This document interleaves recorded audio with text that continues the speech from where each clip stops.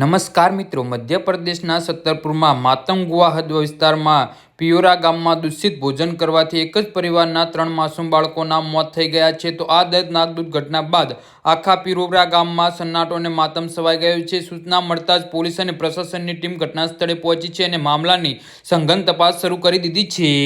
જી હા મિત્રો, અત્યારે હાલના સૌથી મોટા અને દુઃખદ સમાચાર સામે આવી રહ્યા છે. તો મિત્રો, સમાચારમાં વધુ વિગતવાર વાત કરીએ તો જાણકારી અનુસાર આ દર્દનાક ઘટના બાલમ મુકુંદ કુશાવાહાના પરિવારમાં થઈ છે. જો પ્રાથમિક તપાસમાં એવી વાત પણ સામે આવી છે કે રાતના સમયે ભોજનમાં પરિવારના લોકોએ રીંગણનું ભરથું ખાધું હતું અને બાળકીઓ પણ પરિવાર સાથે ભરથું ખાધું હતું. ભોજન કર્યા બાદ થોડાક સમયમાં બાળકીઓની તબિયત ખરાબ થવા લાગી હતી અને હાલત વધારે ખરાબ થતાં તેમને હોસ્પિટલ લઈ જવામાં આવી હતી, જ્યાં ડોક્ટરોએ તેમને મૃત જાહેર કર્યા હતા. જી હા મિત્રો, તો આના વિશે તમારું શું કહેવું છે તો નીચે અમારી કમેન્ટ બોક્સમાં જરૂરથી જણાવજો અને અમારી યુટ્યુબ ચેનલને સબસ્ક્રાઇબ કરવાની ભૂલતા નહીં. ધન્યવાદ.